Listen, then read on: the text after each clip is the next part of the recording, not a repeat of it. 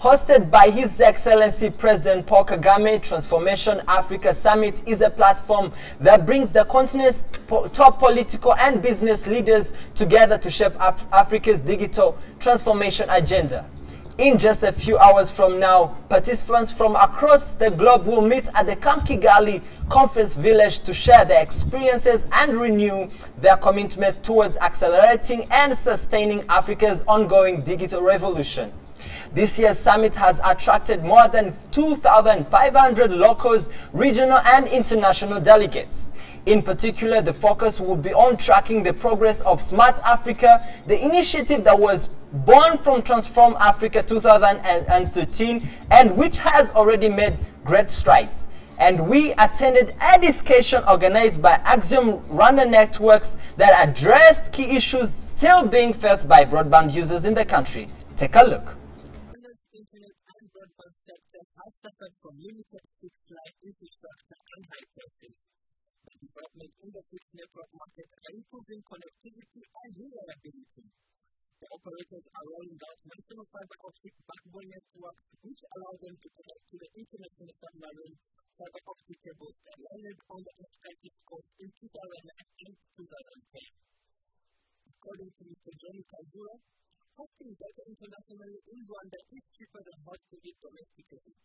As part of the discussion, different ideas were debated on how best 4G internet could be made more affordable. My name is Patrick Buchana. I'm the managing director of AirClock, that is developing solutions for transport, smart transport solutions for the government, public transport, and exporting them to other countries as well. I think the issue of 4G still remains the same, its price. And I think different stakeholders are sitting around trying to make sure that they play around with the price, make sure that those who did an investment, it makes business sense for them, but as well as make it accessible to many startups and individuals and big businesses and homes. And I think 4G is coming at a very exciting time. One of the panelists asked unless the government intervenes, the prices for internet won't be changing anything. I don't see here what it is, the value added, because it's unpayable. I mean, it's not affordable. I don't see why people who are even reselling the 4G give you a limit of 1 gig a day. I think they should make it clear that local bandwidth, that means all of the bandwidth that we can use locally from one place to another, from inside the country, should be almost zero rated. As Transform Africa kicks off today, the issue of connectivity to broadband remains a key challenge.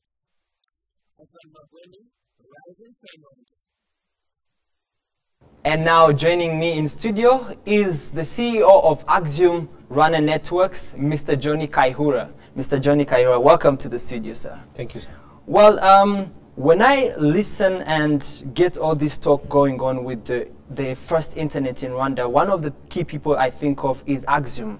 But for some, we need to know, what's Axiom and what kind of products and services are you putting on the market there? Okay, thank you, Ivan, for the question. Well, Axiom is a company which is only 3 years old. We started in 2012, and we came at a time when the government had just finalized the infrastructure for the fiber backbone. So we saw an opportunity for, you know, a startup to come in the field and play a role.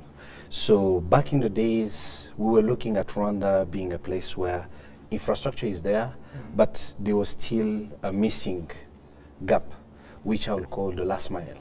Having the fiber as the backbone was there, and as people who have been in the network industry, we said, I think there's an opportunity for us to come and just do the extension of the last mile. So we started by offering wireless broadband back in 2012, and with time we grew and started also offering fiber solution.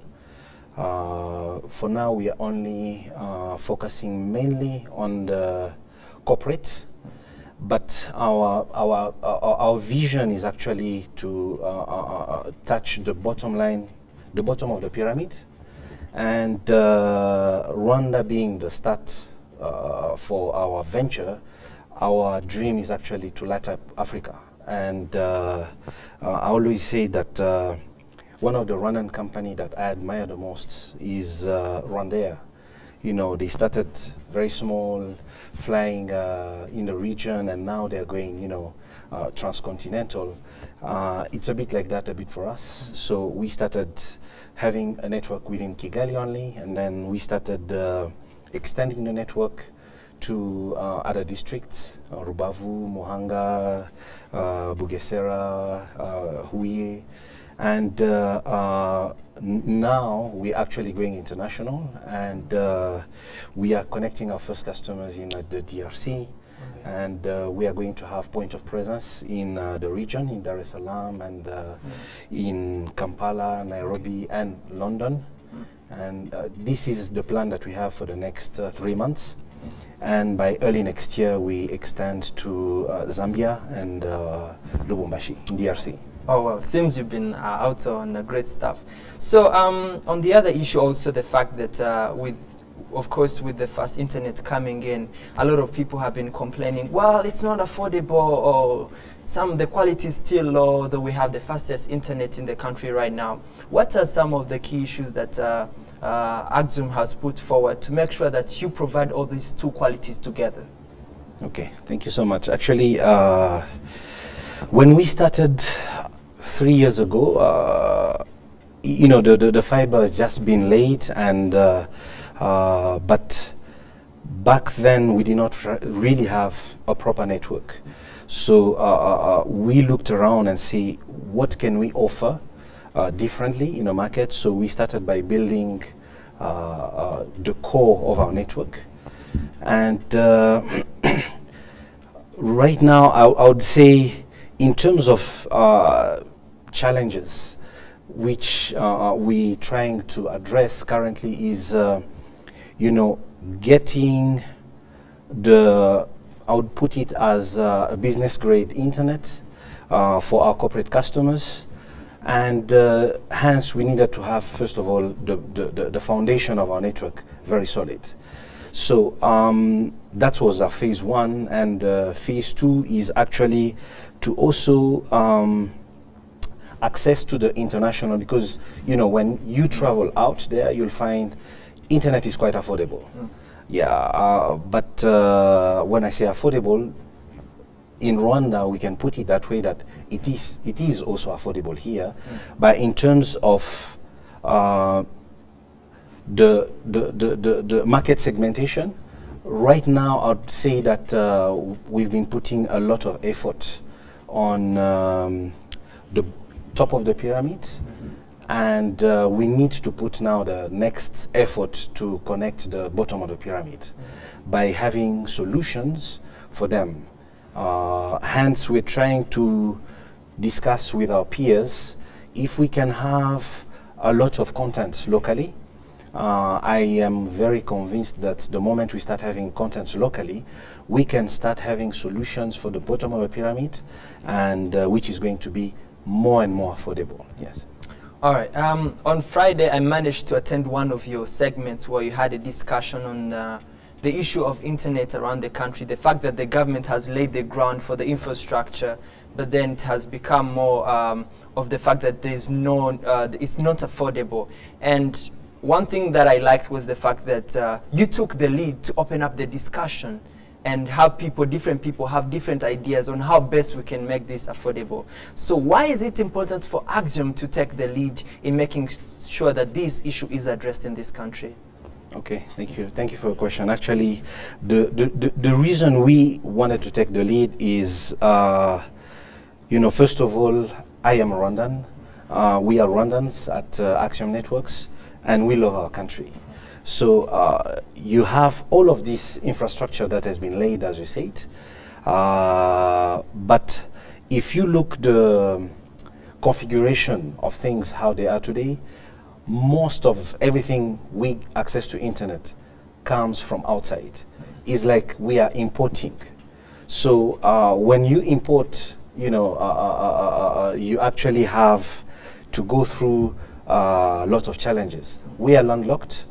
We are, I would say, you know, a few thousand miles from the main internet servers in Europe, in US. So for us, we thought we need to start thinking differently. If we keep importing, we are actually exposing ourselves by sending money outside. So we want to, we saw an opportunity and we said, let's sit down with our peers in the industry and let's start and think of how to develop the local content. And from there, if we have more and more local content, that means we will start importing less and consume local. The moment we get there, I think it's not only Axiom which is going to benefit, but it's a whole industry. At the end of the day, we also need to bring our own contribution as Axiom to the efforts that the government has done, and to, you know, also bring our little brick to the building that is coming up. Yes. Yeah. All right, and then of course it's the buzz around town. Transform Africa is happening, and I'm sure Axiom cannot miss out the chance. Of course, I want to know a little bit of what you're thinking and what are your contribution, or what are your expectations from this year's summit, and what do you think are some of the key issues that you think need to be addressed in this summit? Thank you so much for the question. That's a very good one, actually. Yes.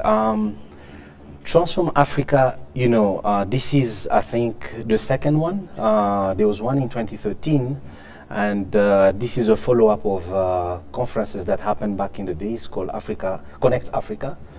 And as an ICT player, you know, I'll get back to what I've just said.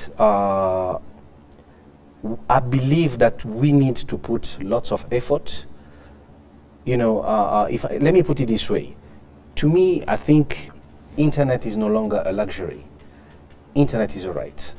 Yeah, so we need to think with all the players, how can we make it available, not for the wealthy people only, but to also put available, internet available for also everyone, if we can put it that way.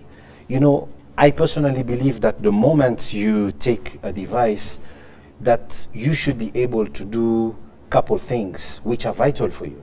Like now we have things like e-Rainbow, where you can apply for an ID, where you can apply for a passport or a driving license and all. I believe that there are certain things which are so vital that we should start making it available for everyone. Anything to do with government services, anything to do with education, anything to do with health, anything to do with agriculture, you know, these are some of the things that I truly believe is going to transform the way things are done. The moment you can have a kid accessing, you know, the content of his, you know, of his school through a device at either a very affordable price or even some of it free, I believe that we can start seeing people in Africa being transformed. Yes. And my last question would be, apparently this is the second time the summit is happening, and as a person that participated, what do you think has improved for the meantime from the fact that with the last summit happening and this one happening? With that gap, what do you think have been certain, what have been certain improvements within the time period that it has happened? Well, I think in 2013, I'll be talking mainly on the Rwandan side because that's what we actually know better. I know back in 2013, it was the announcement, the big announcement that was there was the deployment of the 4G LTE. And if we look from 2013 to today, we have now about 5 cities in Rwanda which are covered already. We have 40% of the population which is connected to 4G. You have the telecom companies that have extended their 3G network. I think it's now covering quite a large population for most of the telecom companies. And you also have, you know, back then in 2013, we had about 8 internet service providers.